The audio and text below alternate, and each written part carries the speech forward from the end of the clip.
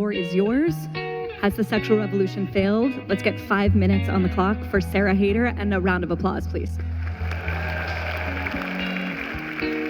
I watched a debate a couple of weeks ago on the Free Press channel on the resolution, Has the sexual revolution failed? There were 4 panelists on the stage, but I will be reacting to Sarah Haider's opening statement, who made the negative argument for the resolution.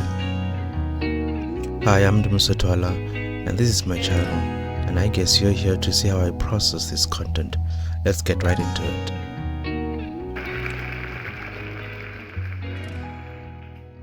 Hello, I am Sarah Haider, and tonight I will argue that the sexual revolution did not fail.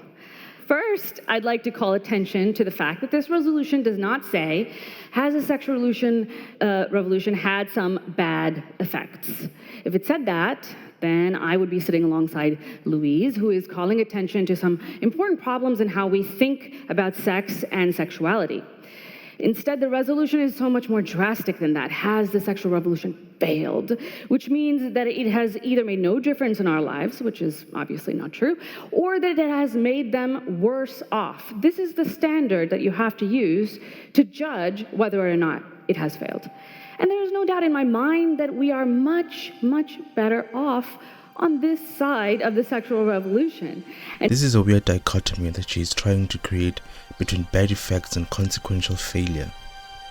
I guess rhetorically, the phrase bad effects is meant to preposition to the audience's mind an idea of ancillary symptoms, meaning that what Louise Perry listed and talked about just a few moments ago before she got up are benign and inconsequential to the resolution of the debate. But on another point, the criteria or standard for determining the failure or success of an idea, movement, or experiment is not whether it has bad effects or not, or if it made any difference in our lives for better or worse, but rather, has it achieved what it set out and intended to achieve? In expanded terms, that is the resolution of the debate. Has the sexual revolution achieved what it said and promised it would achieve? Louise Perry's opening statement focused on a list of events and quote-unquote bad effects that ran contrary to the vision of the movement. So let's see how she justifies her assertion that we are much better off on this side of the sexual revolution. Of the sexual revolution. And tonight I hope to convince you of the same. I think the sexual revolution is being mischaracterized and scapegoated and blamed for problems that couldn't possibly be its fault. First, though, let's talk about what it is. I agree, I think, in broad terms with Louise's definition. First, that the sexual revolution has 2 components. Main components, the technological advancement, birth control, and then a change in sexual mores that accompanied it, that were allowed for by this new technology. These mores are widely thought of as mainly a destigmatization of casual sex, but I think that's really misleading, as casual sex was not anywhere near as consequential for men. Instead, I think we should be more precise. It was a destigmatization of female participation in sex outside the bounds of marriage. After the sex revolution, sex was not automatically a cause for a woman's ruin. There are a couple of undefendable presuppositions that are assumed in her assertions. Let us break them down. She has made the assertion that male promiscuity was not stigmatized. For that assertion to hold, the presupposition behind that is that men engaged in promiscuity and was societally accepted. My philosophy is that when something is true, there should be auxiliary events and corroborative facts around that truth claim. If men were promiscuous before the sexual revolution and the pill, the observable consequential events from centuries prior up until the 20th century should be a staggering statistical overrepresentation of certain societal pathologies similar to non-sexually regulated cultures, such as single-parented households like today in our modern period, even with the pill and other advanced contraceptives, since half the population, men that is, would need to have had a partner to fornicate with. Men cannot engage in casual sex by themselves without women. Sarah Haider's assertion should logically then presuppose that the difference between men and women prior and after the sexual revolution is not that men and women were both promiscuous, but that only women were stigmatized and ruined for casual sex. What is astonishing is that the rate of fatherless homes and children increased after the sexual revolution and the pill, which would be impossible with the assumption that prior to the sexual revolution, men engaged in societally accepted casual sex. Also, sexually transmitted disease rose after the advent of the pill, which doesn't make sense. If men were promiscuous for centuries prior, there should have been ubiquitous STIs and STDs across the board between men and women too high for any significant rise or of note in the statistics of the 20th century. Even if you were to make the outlandish argument that men engaged in casual sex with only a small percentage of women, something like 10% of women from the population, the STIs and STDs should have still been high, since the vast majority of men would have contracted those infections from the 10% and transmitted them to their wives. Or at least, there should have been a statistically high disparity in STIs between men and women. Something like over 50, 60 or even 80 to 90% of men having sexually transmitted infections and only 10 to 20% of women having sexually transmitted infections. But that is not the historical case. If men did engage in casual sex in the centuries prior, we should have seen a lot of the social pathologies that we are seeing today in this promiscuous culture and what non-monogamous cultures around the world would have experienced. But since that is not the case, how then can the assertion be true that male promiscuity was accepted if there is no evidence of a wide societal practice of casual sex by the entire demographic, if not majority of men? On that point, we can reason that the sexual revolution was not primarily about destigmatization of female participation of casual sex, but the eradication of traditional and sexual mores in society in general. There is a lot that can be pointed out, that if men were promiscuous, then corollary effects X, Y, and Z should be the evidence of that activity, especially when you read anthropology literature. I cannot help but notice the similarities with feminist ideology of observing the behaviors and status of the 1% of men, using them as representative of all men, then basing their entire movement for all women on decrying men as oppressive, but then promote to women to pursue and emulate those behaviors on the promise of liberation. Ruin. This decoupling of sex from reproduction also allowed for, in the first time in human history, a new understanding of sex as something that could be about pleasure. But this is not true. Monogamous societies are not the norm in human history. This is where feminism and the sexual revolution movements betray their historical illiteracy and dogmatism.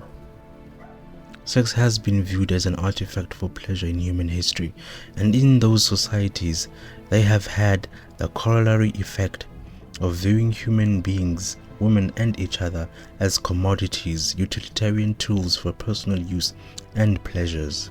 So much so that there were a lot of abortions, homosexual activities, and child sacrifices in those societies with no sexual regulation. Women were treated and behaved more comparatively to how sex-trafficked women and prostitutes are treated. They aborted their children if not forced to do so. If they kept the child, they raised it on their own with no familial structure, support or community. They had no choice with whom they slept with at any given night. Their entire identity was reduced to one thing, a sex toy. Not mothers or wives, just disposable sex toys. They did not live the lives of the purported conjugal prostitute so deemed by feminists, where they had a roof over their head, where they and their children were protected and part of a familial structure and community. Granted, There were bad circumstances and conditions that married women had to live through, but those conditions were nowhere near as precarious as the conditions and lives of prostitutes or women who live and still live in non-sexually regulated, non-monogamous societies. Be about pleasure. But like before, this new understanding was largely for the benefit of women, since men cannot reproduce without orgasm, his pleasure has always been relevant. That's not the case with ours. In other words, before the sexual revolution, it never mattered how women felt about sex.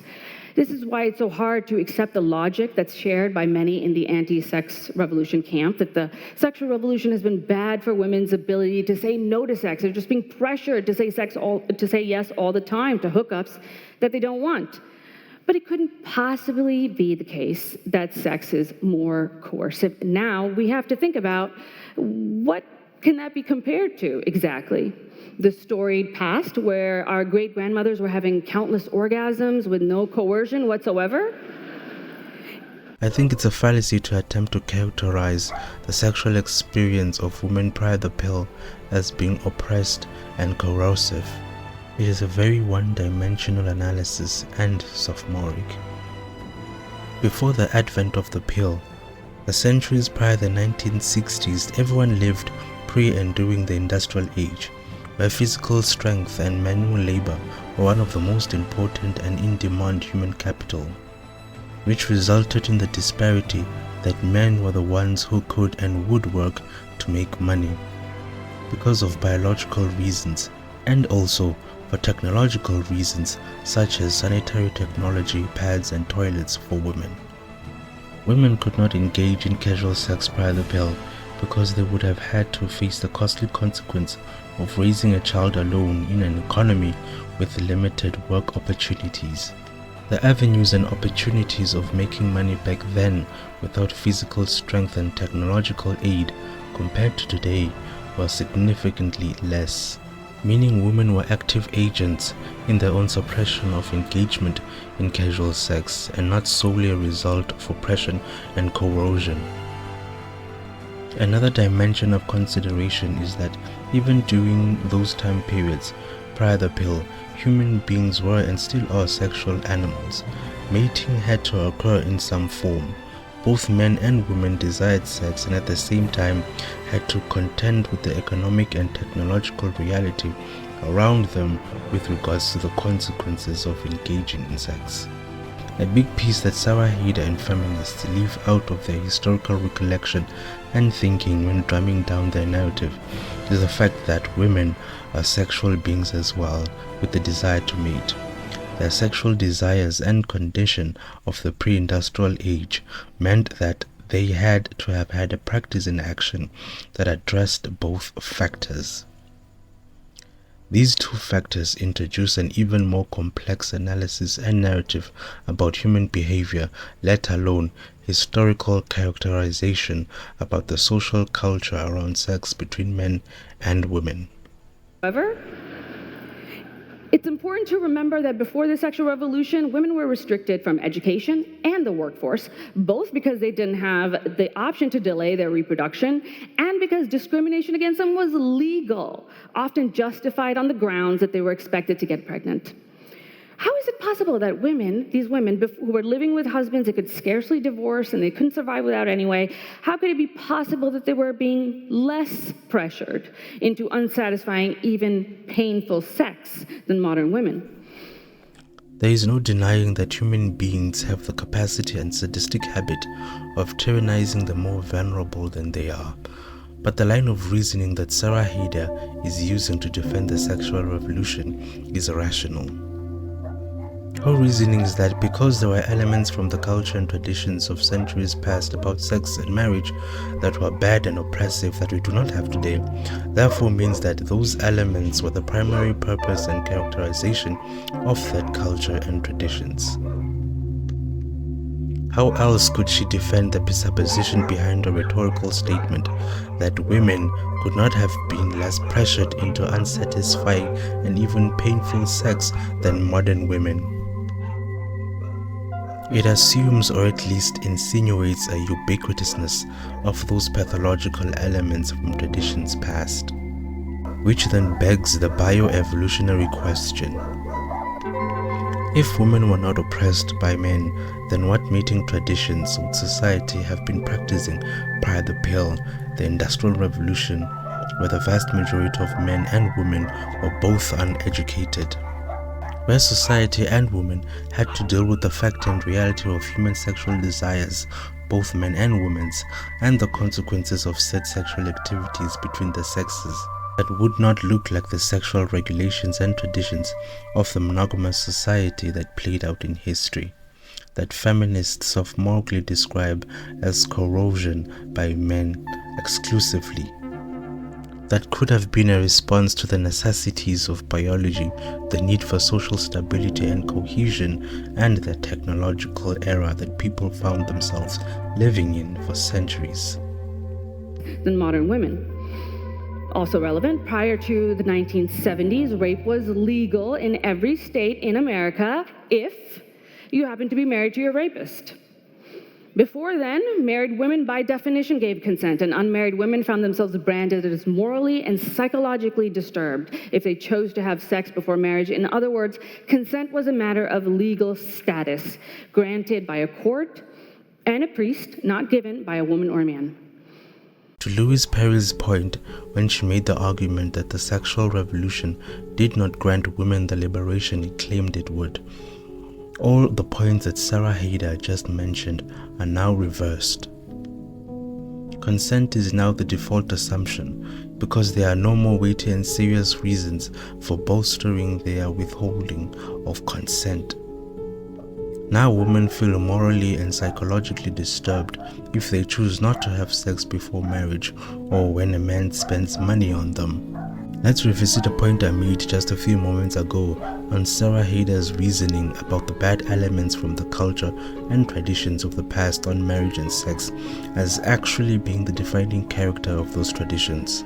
How does mentioning the point that prior to the 1970s, rape was legal in every state in America defend the resolution of the sexual revolution? Not recognizing that sexual assault could happen in marriage was bad reasoning, but how does that then justify that all traditional mores on sex within that culture were equally culpable and pathological? If that is not her thinking, then what is her intended point by that fact? By a woman or a man. Opponents of the sexual revolution might also say that today young girls are newly encouraged to commoditize their sexuality, to sell it on the marketplace. But this again shows remarkable ignorance of the conditions that we lived in prior to the revolution. While it can't be denied that some women today trade sex more openly and directly, it's true, OnlyFans exists. In a world before a woman could get properly educated, couldn't really hold down a job, couldn't control her own fertility, what other option did she have but to commoditize sexual access? Fundamentally, what exactly was every single woman doing when she married, if not trading her body for material support? Access she wasn't legally allowed to deny after the fact. Of course, marriage is much more than that, and a good marriage is anyway, but it should be. She makes the argument that marriage is fundamentally prostitution, then tries to backpedal it. According to the feminist ideology, the entire human mating strategy is in essence prostitution. It's all about women getting resources from men and men getting their sexual gratification. It also assumes that the lives and experiences of actual prostitutes are no different from the lives and experiences of married women. Unlike prostitutes, the identity and integrity of married women to society and their counter Homo sapiens, men, is not reduced to one thing, which is a disposable sex toy. The married woman and her offspring are protected, invested in, and committed to by the man she is married to and intimate with. She has a stable life, predictability, and a community. She has multiple identities, a mother and a wife, of which the prostitute generally almost has none of those things. How then can you equate the two? By the way that Sarah Haider and feminists characterize human mating behavior as prostitution, how can we not reason that the sexual revolution and feminism are anti-humanism movements? The next sentence she will utter demonstrates that she fully accepts the presuppositions that not only marriage is prostitution that women can be liberated from, but also the bad elements from traditions past on sex and marriage are definitional to those traditions. Marriages anyway, but it should be obvious that without decoupling sex from reproduction, that for the very first time, far from broadly introducing the commoditization of sexuality, women have the choice to fully and truly opt out of the sex trade. Well, I guess that's it. Thank you.